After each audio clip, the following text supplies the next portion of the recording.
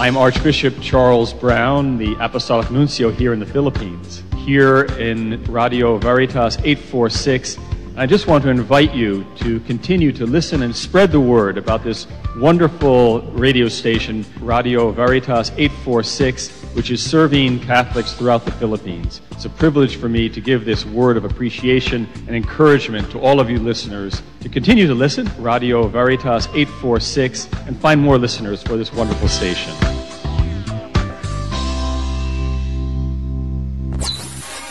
Celebrating 56 years of Catholic Broadcasting. This Jubilee Year 2025 Pilgrims of Hope. From Mega Manila, Philippines to the World Wide Web. Veritas 846 Kapanali.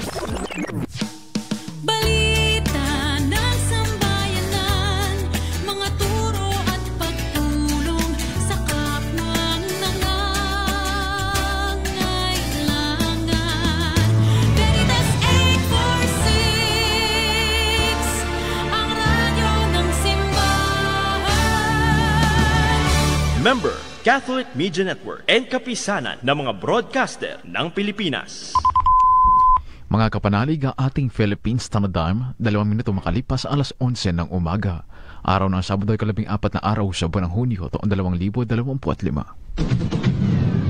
Narito ang Veritas News Alert Nationwide. Hinimok ni Taytay Palawan Bishop Roderick Pabilio mga Pilipino na palalimin ang kamalayan upang magkaroon ng sapat na paninindigan laban sa iba't ibang uri ng paniniil sa kalayaang tinatamasa ng mga Pilipino. Ayon sa obispo, ito ay upang mapalaya mga Pilipino, higit na mga magsasaka, mangingisda at katutubo laban sa paniniil ng sarili nilang mga lider o pinuno sa pamahalaan na dapat sana'y nagbibigay ng proteksyon sa kanila at kanilang kabuhayan. Ito ay dahil higit na nararanasan ng mga sektor ang paniniil matapos mapabilang ang mga magsasaka at mangingisda sa pinakamahirap na sektor na manggagawa ayon na rin sa mga pag-aaral na nakakalap ng Philippine Statistics Authority. Kasunod ito ng paniniil sa mga katutubo na patuloy na nararanasan kahit ngayon ang mga insidente ng land grabbing o sapilitang pagpapaalis sa kanilang mga lupang minana na ayon sa pag-aaral ng Legal Rights and Natural Resources Center, 21% na katumbas ng 1.25 million hectares na mga lupain ng mga katutubong Pilipino ang nanganganib masira dahil sa iba't ibang proyekto o programa na maaari namang magdulot ng polusyon para sa kalikasan. Sa huli, panawagan ni Bishop Pabilio ang pananagutan sa mga opisyal ng pamahalaan at maayos na paglilitis sa iba't ibang kaso na sinisiilang karapatan ng bawat Pilipino. Magbabalik ang mga balita mamayang 1:00 ng hapon. Ako ang inyong kapanalig Jeremiah Figarola, sumainyo ang katotohanan. Abangang muli ang Veritas News Alert Nationwide.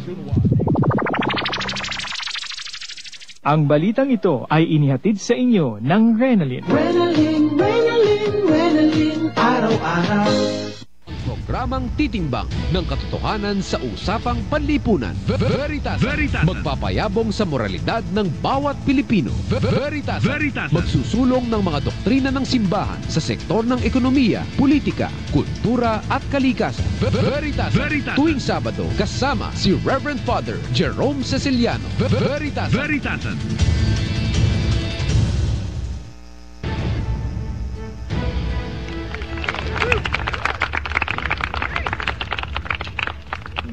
Magandang umaga po sa inyong lahat. Narito po tayo sa Serviam Hall, live na live. Kasama po natin si Justice Adolf Ascuña. Siya po ay constitutional framer ng 1987 Constitution. Ngayong pong umaga ay pag-uusapan po natin yung impeachment laban sa pangalawang Pangulo. Pero hindi lang po simpleng impeachment dahil nagkaroon po ng mga sangasangang issue. Ando doon din po na niremand po ng Senate yung pong impeachment a complaint. Ibig sabihin, binalik po yan doon sa House of Representatives. Pero yung House of Representatives naman ay mukha yatang hindi sila kumbinsido kung bakit ginawa ito. At mukha yatang hindi naman din sila gumagawa pa ng mga dapat din nilang gawin, base sa dinidemand naman ng Senado. Kaya po, andi dito ngayon si Justice Adolf para bigyan linaw ito pong mga issue na to. Ulitin ko po, hindi lang ito simpleng issue ng impeachment, pero yung mga sanga-sanga ng issue patungkol dito. Okay, Justice, batiin niyo po muna yung mga fans niyo. Magandang araw po sa ating lahat at papasalamat po ako kay Father at saka sa EDSA Shrine dahil naimbita ko dito at meron tayong pagkakataon na pag-uusapan natin yung mga mahalagang bagay na nangyari ngayon. Salamat po. Okay, so welcome po again dito sa Serviam Hall ng EDSA Shrine. Magpapakilala din po ako mga kapanalig, Father Jerome Ceciliano, Rector po ng EDSA Shrine. And of course, anchor nga po nitong Veritasan sa Radyo Veritas every Saturday from 11 a.m. to 12 noon. Okay, tanong ko po sa inyo, kagad Justice, ito po bang pagbabalik ng impeachment complaint, okay? Opo. Galing po ngayon sa Senado dahil natanggap na nila. Opo. Tapos ibinabalik nila ngayon sa Kongreso. Meron po bang precedence na to o ngayon lang po nangyari ito? Ngayon lang po ito nangyari, Father, dahil ngayon lang din nangyari na itong impeachment na ito ay nangyari sa kalagitnaan ng dalawang kongreso. Kaya kailangan tumawid itong kaso from the 19th to the 20th Congress. Kaya sa tingin ko itong pagbalik mayroong positibong aspeto dahil isa ito sa paraan kung saan natin maisagawa yung pagtawid ng kaso. Bagamat hindi ito intensyon siguro ng mga senador na binalik nila, baka ibang intensyon nila, pero ito ang epekto, Father. Magkakaroon ng pagkakataon na itong kaso na ito itatawid sa pamamagitan ng pagbalik dito sa House of Representatives ng Articles of Impeachment. Okay. Yung po bang from 19th Congress to 20th Congress, ano bang ibig sabihin nito para magkaroon lang ng ownership na yung Congress talaga na to, yung 20th Congress na may ownership doon sa final nilang impeachment? Ganun po bang ibig sabihin nito? Opo, yun kasing 19th Congress, yun ang tapos na. Itong nag-approve nitong Article of Impeachment at pinadala nila sa Senado. Ngunit itong 19th Congress, mawawala na ito Kasi yung lower house, yung Kamara, hindi po yan continuing body. Pag nagpalit ang Kongreso, mawawala yan at may panibagong Kamara papasok. Ngayon, itong panibagong Kamara, hindi ito nagpadala ng artikulo ng impeachment sa Senado. Kaya baka questionin yung kapasidad nito na mag-prosecute sa Senado ng isang artikulo na hindi sila nagpadala.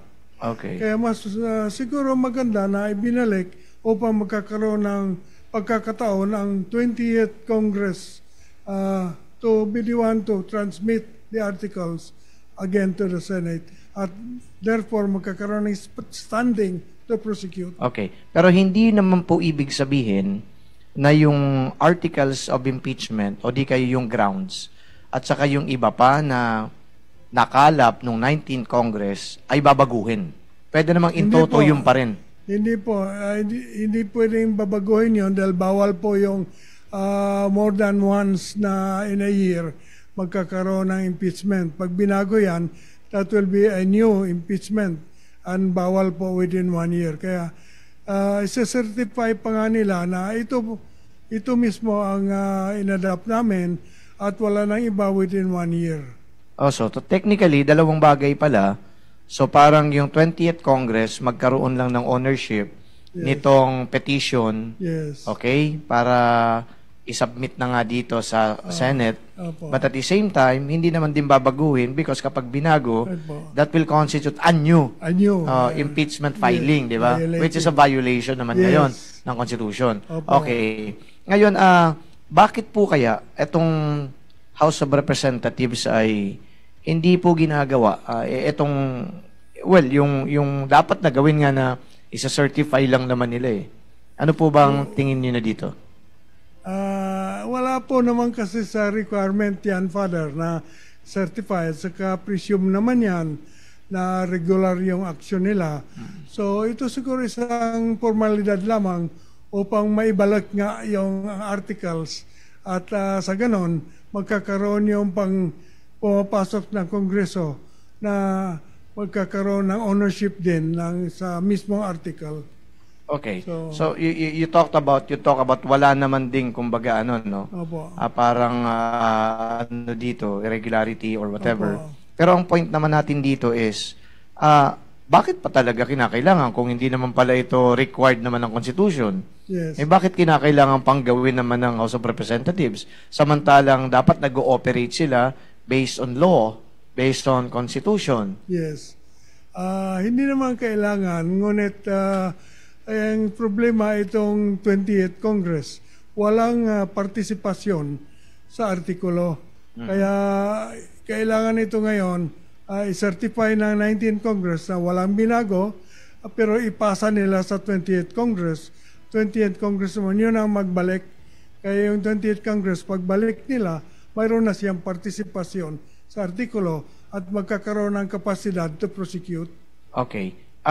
Kung halimbawa po, ito hypothetical lang naman ito, pero napakinggan ko kasi yung panayam naman ng isa sa mga prosecutors ng House of Representatives, hindi sila willing na gawin ito. Okay? Ngayon, magkakaroon ng impasse. Okay? Kasi ayaw nilang gawin, may pinaggagawa yung Senate, ayaw gawin ng House of Representatives. Ito naman hypothetical pa rin. Anong nakikita mong pwede maging epekto nito? Pag hindi nila ginawa, baka yung Senado, i-contempt sila. Or somebody can go to the Supreme Court and compel the House of Representatives to perform its duty to certify that they have followed the Constitution and to express willingness to prosecute. Apo. Ito po yung aking ngayon, nakikitang dilema. Lalapit to sa Supreme Court para i-compel yung House of Representatives. Yes. However, you mentioned that wala naman ding provision sa House of Representatives sa batas o even sa Constitution na gawin yung certification na yan. So, parang kaya naninindigan sila because hindi naman provided ng Constitution yan. Sabi ni Jervil Luistro, wala namang din sinasabi na gawin namin itong pagsa-certify. So, bakit kami i-compel? Dapat sumusunod kami sa batas. Pero, mukha yata ang kapritsyo lang ng Senate ito. Hindi po natin masabi na wala sa ligang batas yan dahil mayroong pinakahuli na subsection 8 doon sa Article 11, Section 3 kung saan nakalagay na the Congress can adopt rules to carry out the purpose of this section. So, itong certification na require ng impeachment court, isa ito sa mga additional rules na inadapt ng Senado under that power to adopt rules. Kaya siguro, dapat mag-comply din ng House. So, meron palang ganong section din. May section na 3 subsection 8. Alright. So, ito ay hindi nababanggit. Kami na mga hindi naman abogado, hindi naman ito namin nalalaman. Pero kung merong ganitong provision, yung Constitution, dahil merong section dyan na gano'n nga yung binabanggit na pwede mag-adapt ng sarili nilang rules, gaano ka-liberal yung liberality sa pag-interpret o pag-apply nitong rules na to? Palagay ko kailangan to interpret with the purpose of enabling the carrying out of the impeachment. So, ang punot dulo nito ay magkakatuloy talaga yung trial. Yun ang purpose. Pero ang problema ay tatawid itong kaso from one Congress to another. Kaya in order to do that, the mechanism of a return is one good mechanism to allow the traversing or the carryover of the articles from the 19th to the 20th Congress. Okay. Ito po bang pagre-remand, hindi naman din po ba ito nangangahulugan na wala nang mangyayaring impeachment? As alleged by some? Nananatili po ang obligasyon ng House to prosecute at nananatili ang obligasyon ng Senado to try and decide. At ang kaso po ay nasa jurisdiction na ng Senate Impeachment Court. And ang jurisdiction, once attached, continues up to the end. And the end means final decision. Okay.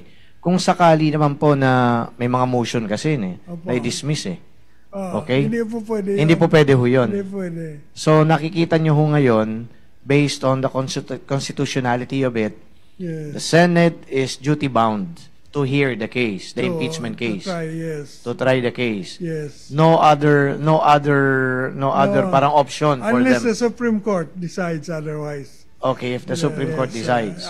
Without any contrary decision or order from the Supreme Court, the Senate's obligation, which it cannot shirk, is to try and decide the impeachment case. But of course, yung pag-i-intervene dito ng Supreme Court, nangangahulugan, meron nag-petition. Yeah, there has to be a case. Okay, there has to be a case na didinggin din naman ng Supreme Court. Yes. Sa ngayon ho ba, ewan ko, na ito mga nasa media to, meron na ba kayong naulinigan na nag-file na ng case sa Supreme Court para i-dismiss yung kaso?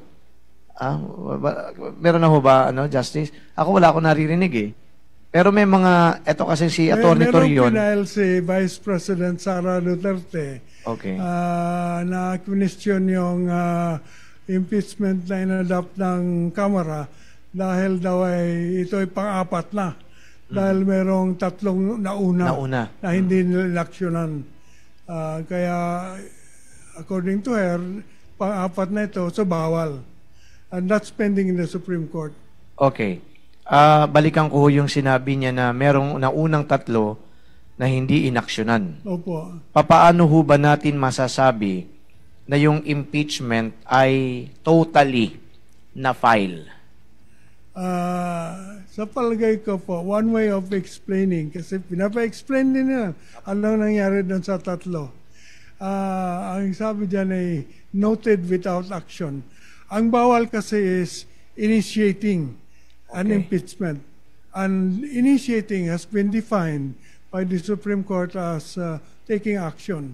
Right. So if there's a complaint filed for impeachment, the Kamara has to take action by referring it to a committee. Okay. Itong tatlo hindi po nila refer sa committee.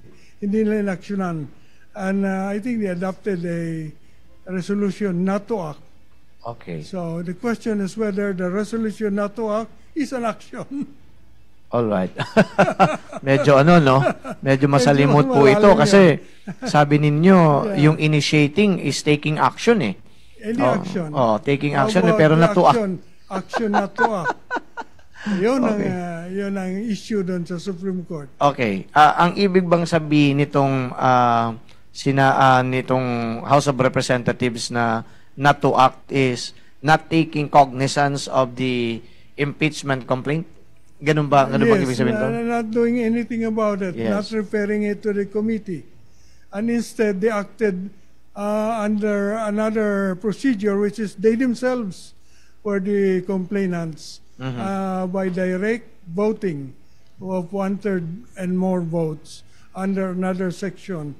And this is the one that happened here, direct voting by the Kamara itself, in which case, according to Saligang Batas natin, the resolution that they adopted itself constitutes the articles. The articles, okay. And they were transmitted. Opo. Klaruhin po natin itong iba't ibang mga impeachment complaints na na-file laban kay pangalawang Pangulong Sara sa House of Representatives. Iba't ibang grupo po ito na nag-file. Iba-ibang complainant. Iba-ibang complainant. Opo. Ngayon po kapag merong iba-ibang complainant, para lang malinawan ng pagkakaintindi naman ng ating mga kababayan, pag iba-iba yung complainant, naging apat na nga, ibig bang sabihin nito ay iba't ibang pagpa-file din ng impeachment yun at violation na yun na dapat isa lang? Hindi violation yung pag-file. Ang violation is to initiate. Ang initiate by the Kamara. And what does initiate by the Kamara mean? Taking action. Taking action. They did not take action on day 3. Okay. So, ibig sabihin pala na kahit na maraming mag-file dyan, kapag, sabihin na lang natin yung term, inisnab, Hindi naman inis na, parang doon lang, pero no action taken. No action. Okay, parang ganun lang. Technically, parang naging indifferent lang yung doon, yung camera sa mga final nilang Opo. So, tapos, kung isa lang dito ang inaksyonan nila. Opo. Okay, yun ang sinasabing initiate. Opo. So, yun lang ang ibig sabihin na ika-count mo.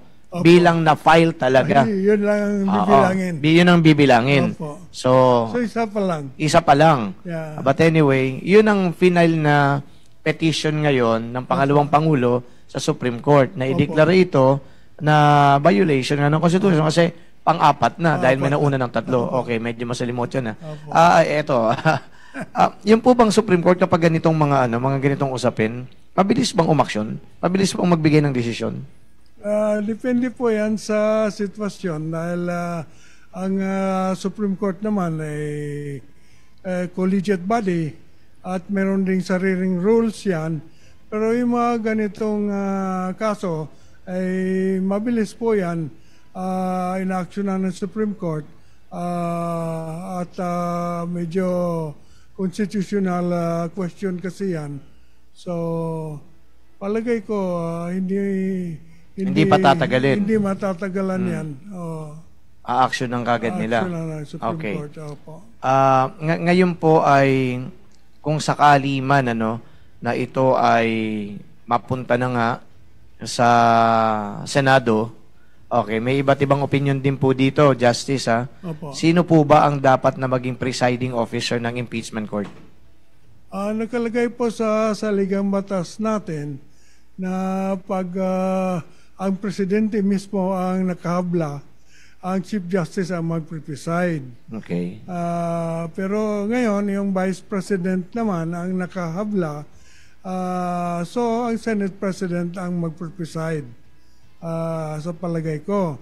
Ngunit may another provision naman that the Vice President can be removed in the same manner as the President.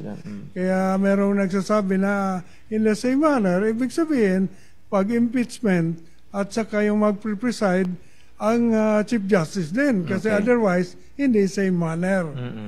Pero kung tingnan ninyo yung deliberation namin sa Constitutional Commission, nakalagay doon na sabi ni Commissioner Davide, dapat ipaliwanag natin na sa ibang mga sitwasyon, yung Senate President ang magpreside. Sabi naman ni Monsod, siya ang chairman namin ng Committee on Accountability. Sabi ni Chairman Monsod, hindi na kailangan, basta ang sinabi natin, ang presidente lamang ang kailangan na Chief Justice ang mag-preside. Hindi na kailangan sabihin pa na in other cases, Senate President, understood na yon, sabi ni Monsod. So wala yung intention namin na pag Vice President dapat Chief Justice din. Okay, so lumalabas po dito, based on your deliberation, na kapag ang Presidente ay Chief Justice ang magpipreside, kapag Vice President naman, Senate President ang magdi-decide, ang mag-chair, magpipreside. Okay. Yun po. Tama po ba na kapag ganitong usapin 10 abogado, 10 interpretation din?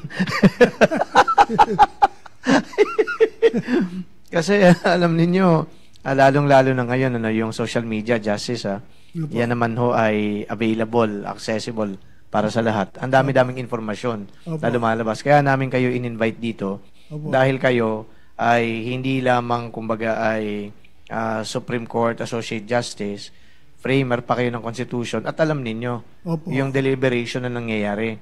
At kung ano talaga yung intent, real intent ng mga nagde-deliberate nito. And it was so refreshing to know na yung pala yung intention ng committee na nag-decide about accountability.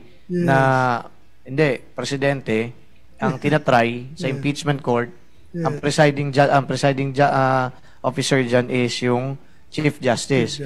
Kapag Vice President, yung Senate President. So, hindi na kinakailangan na i-explicitate pa dun sa provision. Okay.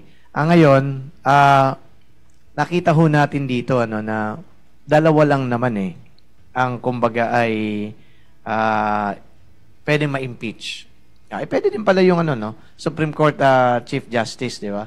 Pwede naman ma-impeach yun, Pero dun sa Presidente, Vice President, kapag yun ang usapin, hindi naman kinakailangan pa yata na na alam niyo yun, i-model, di ba? Does it matter kung sino magpe-preside sa Vice President for you? It does. Okay. According to some observers, yung Senate President presiding over the Vice President's impeachment has self-interest kasi siya ang successor. Successor, okay.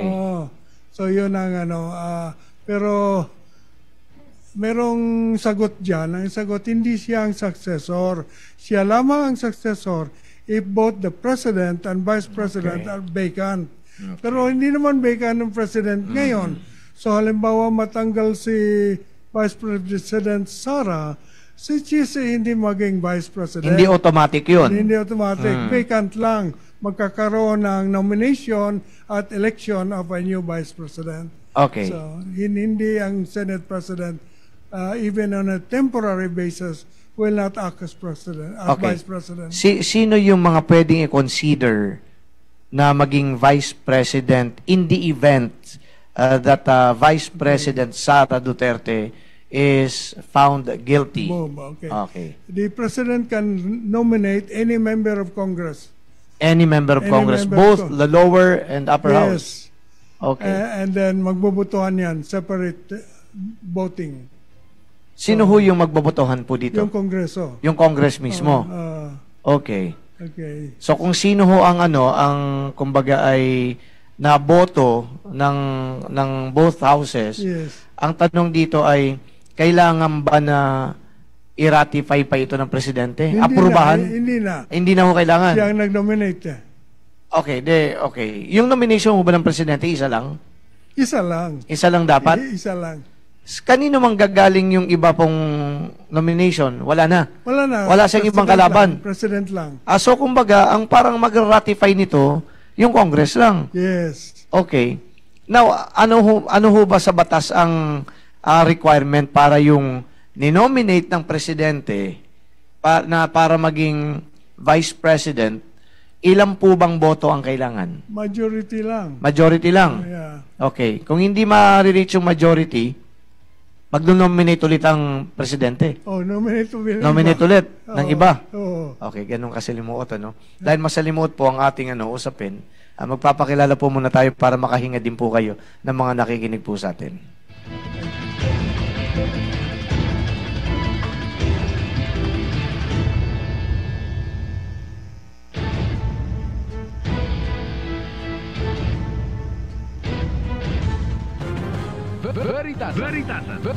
Veritasan. Celebrating 56 years of Catholic Broadcasting. This Jubilee Year 2025 Pilgrims of Hope. From Mega Manila, Philippines to the World Wide Web. Veritas 846 Kapanali.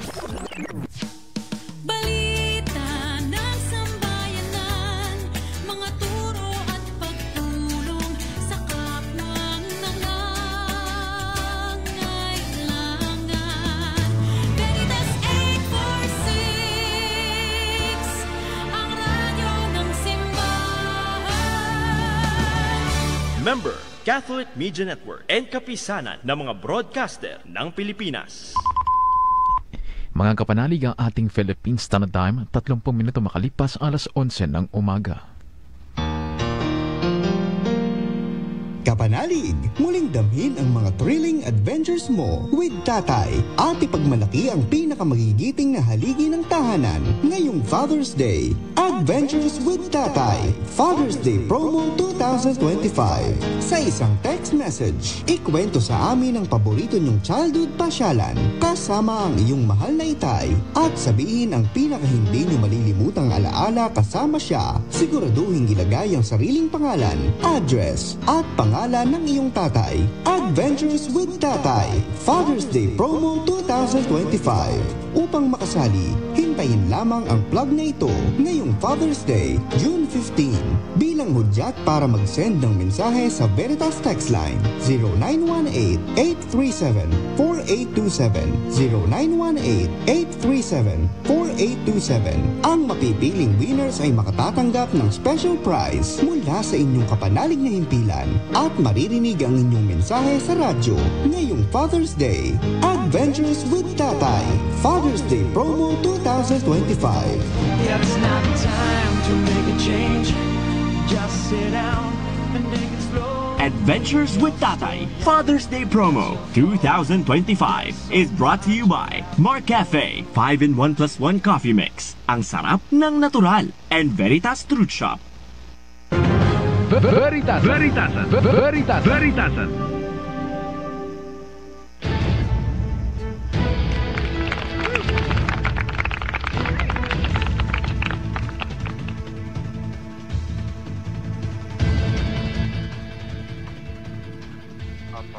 Okay.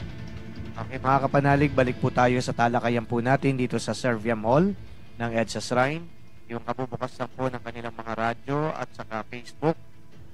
Nandito po, guest natin si Justice Adolf Ascuña at very interesting yung mga, alam nyo, twist and turns ng batas. Kapag usapin po ng batas, hindi po ganun kadali. Kaya dapat matalas din ho ang ating mga kaisipan, katulad ng talas ng kaisipan ni Rain, Yan.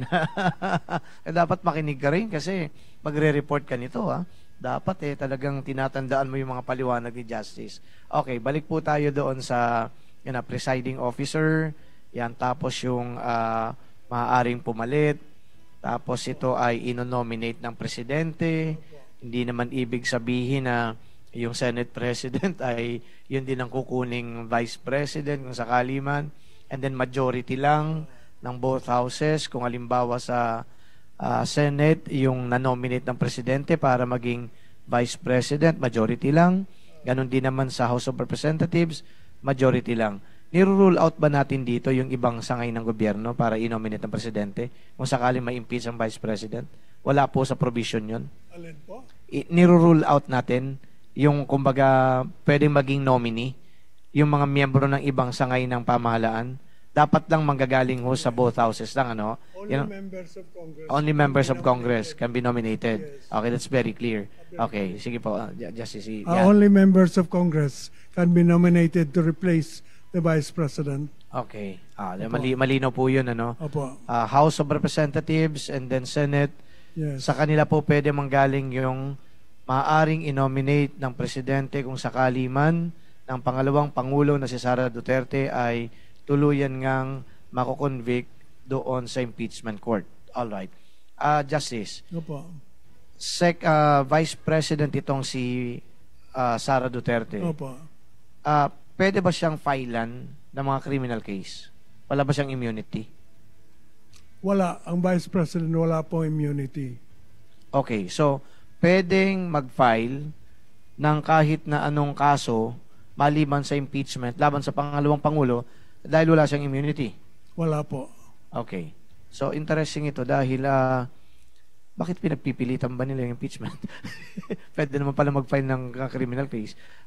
Pwede bang linawin ho natin, ano ho ba ang pagkakaiba nitong although may idea din po ako, pero sa mga nakikinig, anong pagkakaiba ng yung impeachment case at saka yung criminal case na pwedeng i-file kay pangalawang Pangulong Sara Duterte? Yung impeachment case po, very special case ito. The only purpose is to remove the official being impeached and disqualify him or her from public office. Wala pong maaring ihatol na imprisonment, hindi pwedeng ihatolan ng fine, not even a fine, kasi that can happen only in a criminal case. At saka dito po, hindi po kailangan yung proof beyond reasonable doubt. Ito ay nasa palagay lang ng senator judges na guilty or not guilty. Depende sa appreciation nila, hindi sinabing beyond reasonable doubt. So siguro clear and convincing evidence is enough. Ngayon, criminal case is something else. It has to be filed in regular courts and There has to be, may proseso yan, may preliminary investigation, and then the proof shall be beyond reasonable doubt. Mas mahirap yung criminal mas mahirap, case yes. na i-prove. Opo.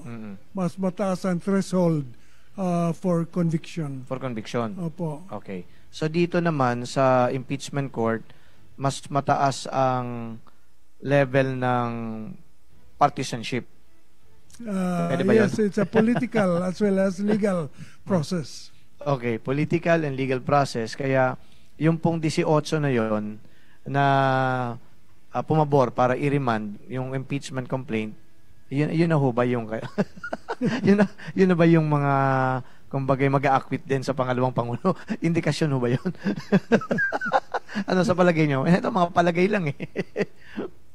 Well, that is their right, palagay ko, their own appreciation of the need to refer back the articles.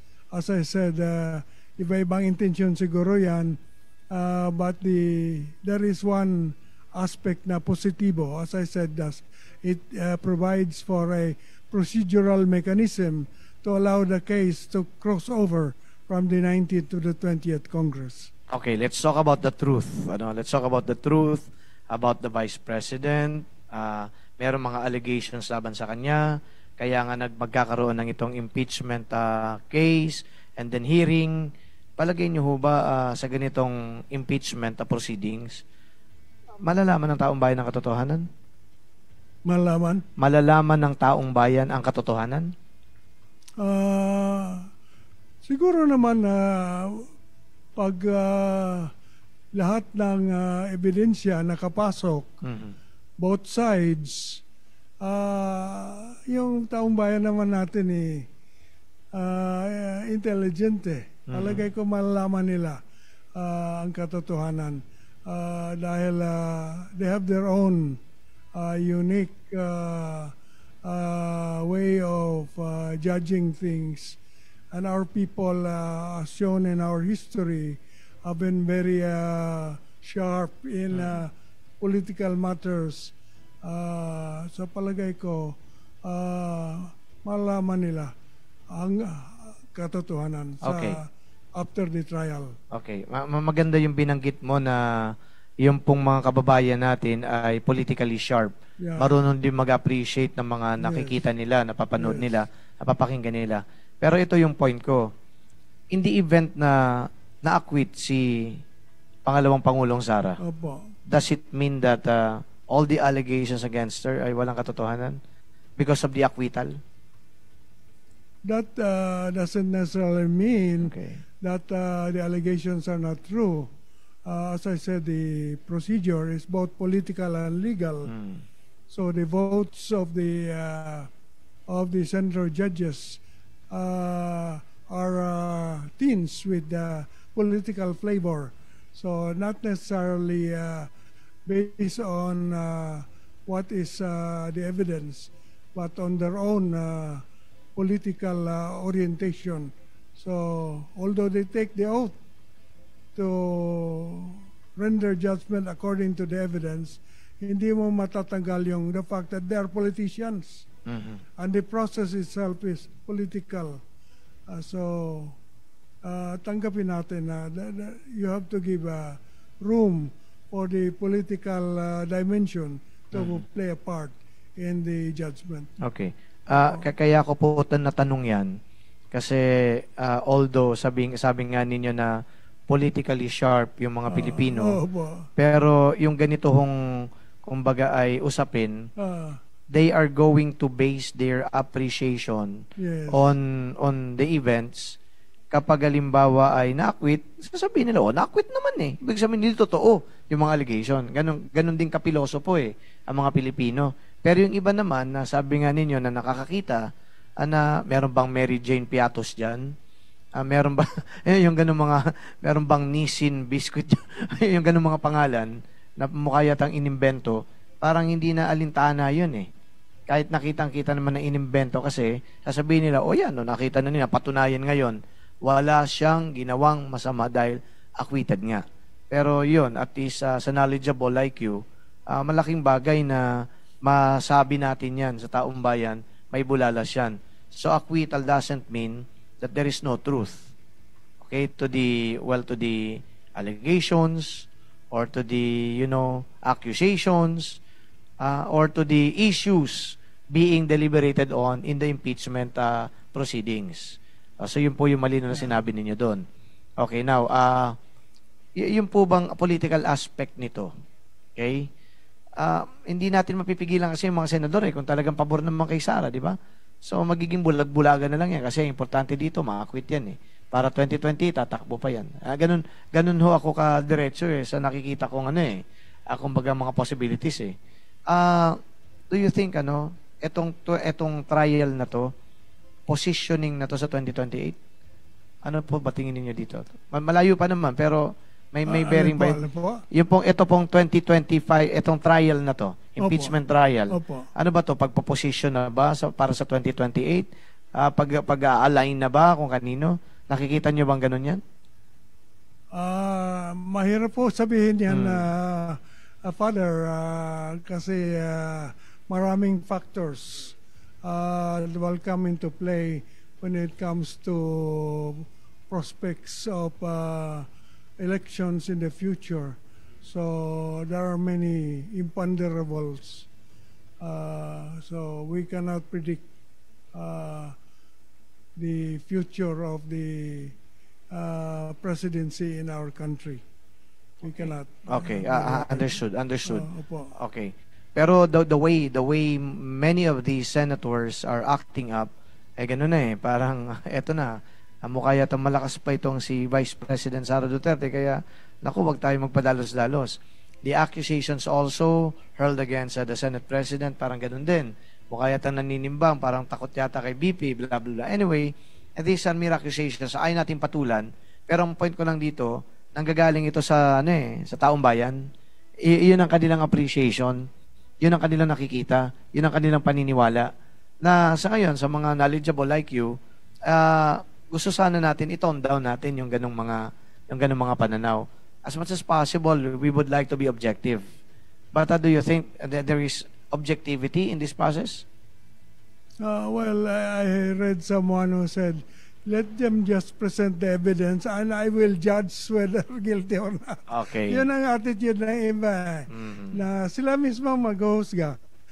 Pero gusto lang makita yung ebidensya. Correct. So what is important really, equally important than the verdict is the trial.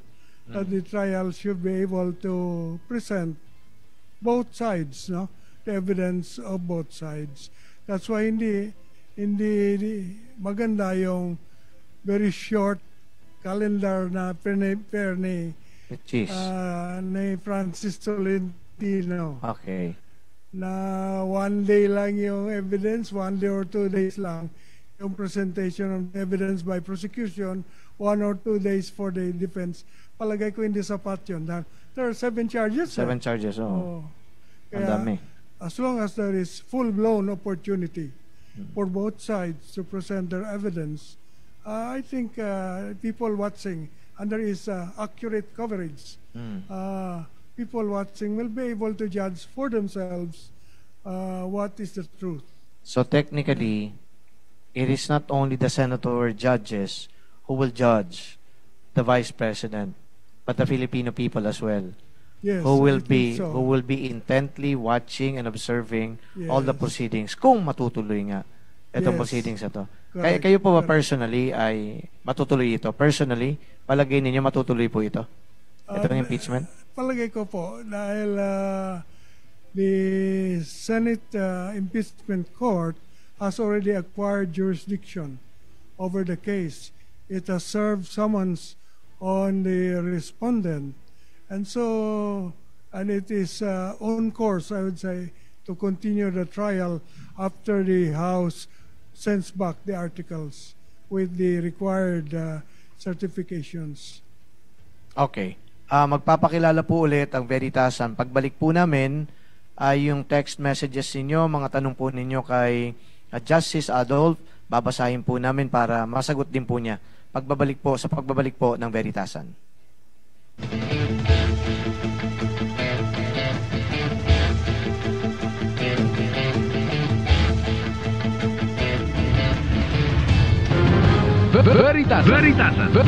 Veritasan.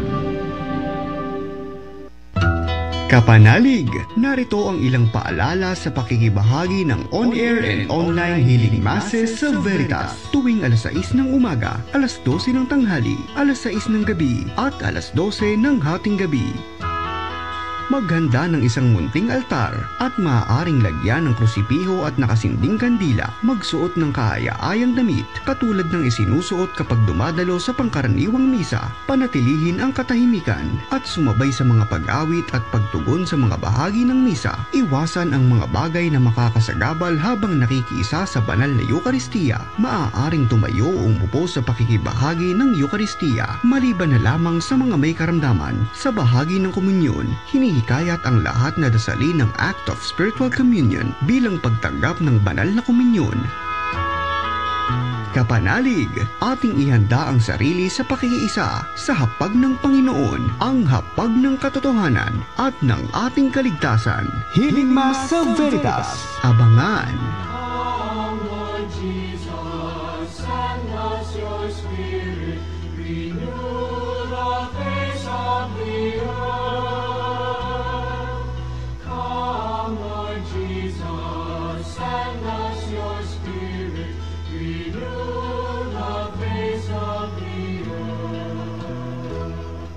Ang kabanalan ng Santissima Trinidad.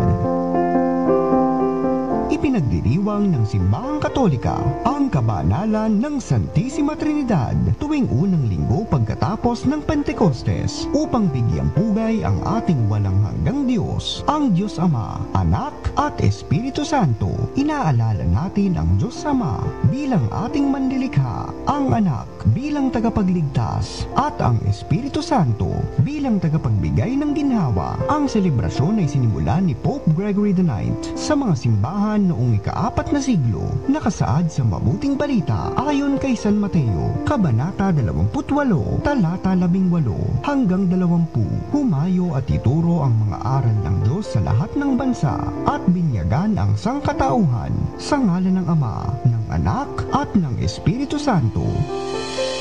Kapanalig, ngayong linggo, ika-15 ng Hunyo, kaisa tayong lahat sa pagdiriwang ng simbahan sa kapistahan ng kabanalan ng Santissima Trinidad o ang Diyos Ama, Anak at Espiritu Santo. God in three persons, blessed Trinity. God in three persons, blessed Trinity.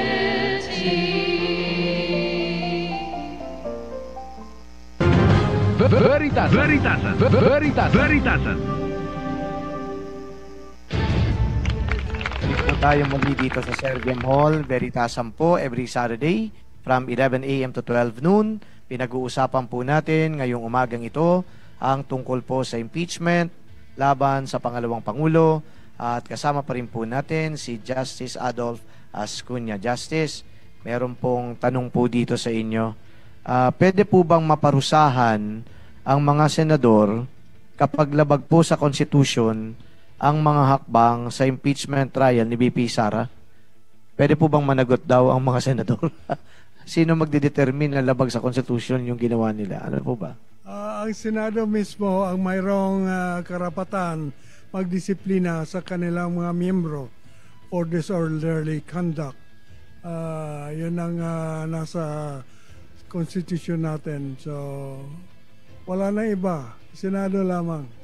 Okay. Senado lamang. You're talking about, syempre, yung individual senators dito kapag medyo disorderly conduct. Ano po ba yung disorderly conduct dito? Pwede po bang mabigay tayo ng example? Disorderly conduct can mean, let us say, somebody during a session will punch another member. That is disorderly conduct. Disorderly conduct. Pero yung iba pong ito yung inflicting physical harm on another, o di kaya gumawa ng gulo sa loob ng Senado, naghamon, kung hindi man nanuntok, naghamon. Pwede yun, Okay, yung parang ganito, pwede yun, Pwedeng i-discipline, pero walang dinisiplina ho doon although kitang-kita naman. Yung ginawa ho ba ni Senator Joel Villanueva, pwede mong sabihin, maganda ka na, point of order, yung mga ganon. Hindi naman disorderly conduct yun. Maaari din po, depende sa interpretation. Depende sa interpretation. Kasi sometimes words can hurt more than action. Okay. Palagay ko, yun natural conduct yun sa loob ng Senado hindi disorderly yun Parang yun ang natural dun Yes. Kumbaga, ganun talaga kung umasa yung mga tao dun Pero nakikita ko naman justice, mukha namang medyo matinu-tinu pa ng konti yung mga mababatas natin kasi sa ibang bansa nagbubugbugan Di ba? Nakikita ko, di ba? Magdedebate sila pero nagpapang-amo talaga Nagkakaroon ng riot sa loob ng nila. Parliament Okay. But anyway, so yun po ang isa. Ito naman, may resolution po ba na posible mapahaba yung trial at isuspend ng pagtawid ng ang pagtawid ng 20th Congress for appropriate time na matapos yung impeachment or to give way for impeachment? O meron daw po bang resolution na pwede mapahaba daw yung trial sa Senate? Wala naman hong yan, di ba? Wala naman. Eksaktong time yan time frame Walang time limit. The only time limit would be the term. The term, okay. The term has expired already. Then maging moot an academic na yan except for this disqualification angle. Okay. Ang tanong ko dito, dahil hindi pa naman nagko-convene ang ng Senate, especially yung 20th Congress. So ibig bang sabihin nito, yung trial mag-uumpisa sa July na? Opo, July 28 ang first session. First session ng 20th Congress. Okay. Yes. Pero Monday of July. Okay, July 28. Yan po din yung State of the Nation address ng ating Pangulo. Yes. So sa pero basically hindi naman din nila magagawa itong impeachment na to. Not on that day. Not on that day, no? So basically baka August na to. Kasi kung 28 ang State of the Nation, okay, ayun na nga. Okay, ako medyo sa remote nga. Medyo tumatagal Ito naman po, paano po yung mga senador na hayagang ng papahayag ng suporta kay VP Sara? Meron din po bang part na provision na hindi sila dapat maging senator judge kasi bias na kagad? Pwede po bang mag-file ng motion or resolution na i-inhibit ang mga senador na to? Pwede pong magkaroon ng siguro palagay ko rules. Mayroon silang karapatan mag-adapt ng rules. Ilagay doon sa rules nila what is not allowed by of senators, jurors to show any bias, for instance, in word or in action. And what is the consequence if they do so? Dapat siguro may ilagay yon sa rules. Okay. So, dahil nga merong provision din sa Constitution na pwede silang gumawa nga po ng rules, di ba? Based on this prevailing situation, circumstances. Yes. Okay. Kapag ganito po ba yung nangyari na merong mga rules, sino ho ba ang dapat na mag-approve ng rules na yun? Sila din? Sila, Senado mismo. Okay. Not the impeachment court, but the Senate. Alright, Senate. So lumalabas ho dito na kung sila gumawa ng rules, sila mag-a-approve, wala hong pwedeng maging say yung mga nasa labas ng Senado. Halimbawa tayo. Meron naman. Okay. Paano ba? You can communicate with the senators. Nakikinig naman sila. Make suggestions I think so. You can make your own suggestions, and then through media or through social media, or you can write to them what are the proposals you want. But the decision is up to the senators themselves. Okay, malinaw po yun yung pong mga nakikinig sa atin ngayon na meron kayong mga concerns, sabi po ni Justice, pwede naman po kayong magbigay ng suggestions. But of course, it's up to the senators whether to adopt the suggestions or not. Pero at least nag-voice out po tayo bilang mga mamamayan. Mapakinggan din po tayo. So there you have it, mga kapanalig. At mag-aalas 12 na naman. Alam niyo naman ang oras natin dito ay kinukulang din. Lalong-lalo na marami pa sana tayong pwedeng pag-usapan. Pero, Justice, sa usapin po ng impeachment, okay, marami nang na-impeach. Si dating Pangulong Estrada, si Chief Justice Corona, tapos ngayon meron na naman nakambang impeachment. Sa overall ho ba na scheme of things, yung impeachment po ba ay gaano kahalaga sa ating political process, democratic processes? Bakit po may impeachment? Para panghuling ay matumimo sa utak ng ating mga kababayan. Ang impeachment po isang hakbang o paraan ng accountability.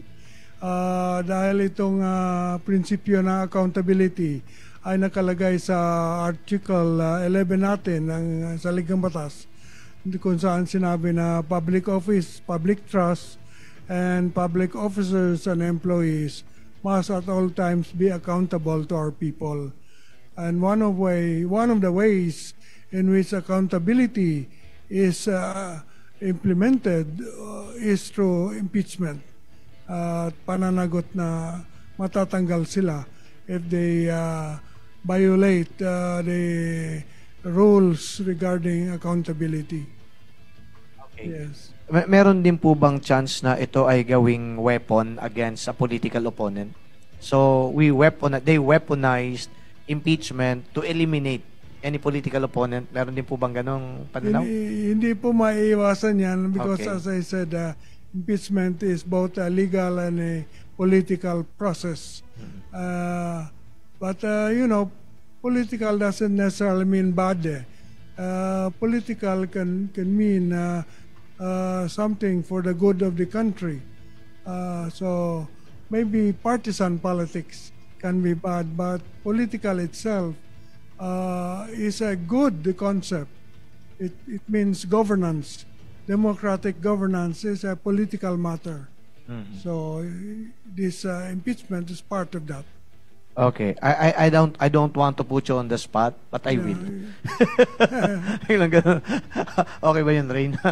Ayoko siyang tanungin sa nito kasi pero tatanungin ko na rin. Do you think itong ginagawa ngayon labang kay pangalawang pangulo ay doon tayo sa una para mapanagot o ito ay weaponizing against a political opponent? What do you think? Mabuti tinanong mo yan, Father, because my answer to that is, we are at the edge of shrine. Let us pray. Let us pray. Tama nga naman. Okay. That our people and our officials will be faithful to their duties, to their oath of office, and that we will prove through this exercise that the Filipino people is capable of democratic governance. Very well said. Very well said. Yes. Okay. Alam po ninyo, yun ang nakakaligtaan natin minsan Kasi akala natin, lahat ng mga pangyayari sa buhay, sa mundo, meron tayong pragmatic, practical na solusyon. Pero I am very delighted to hear from you. You are a seasoned, a jurist, constitutionalist. Pero yun ang sinabi nyo, we pray. We pray. And thank you so much for that beautiful reminder. Okay. So, ngayon po mga kapanalig, maganda po yung mga tinura ni Justice Adolf. Lalong-lalo na yung binanggit niya. Of course, yung panghuli, magdasal tayo. Pero syempre, yung kanyang paniniwala ng mga Pilipino ay very politically observant. And of course, alam ninyo, kayo ay mga wise, kumbaga ay alam ninyo kung ano yung mga nangyayari. But at the end of it all, our elected officials need to be accountable. Hindi natin pwedeng hayaan lang sila na gumawa ng kung ano-anong bagay. Kung gagawa po sila, dapat yung mga bagay na makakatulong talaga sa bayan at syempre makakatulong sa mga tao.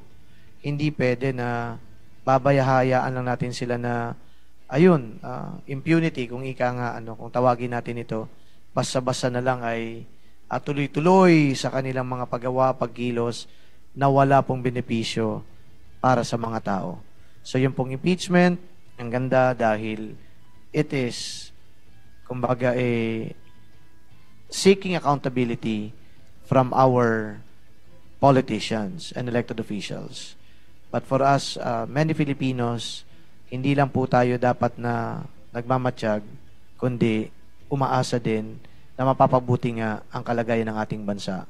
We ask the Almighty to help us along the way.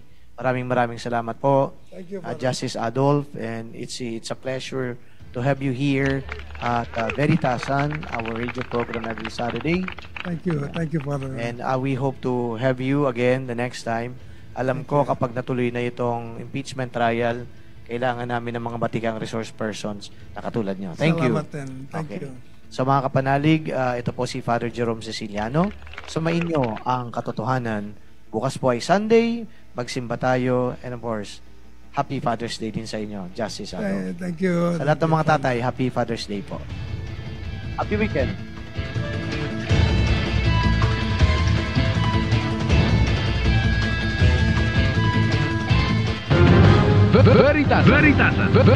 Veritasan. Mga kapanalig, ating dasalin ng orasyon kasama ang kanyang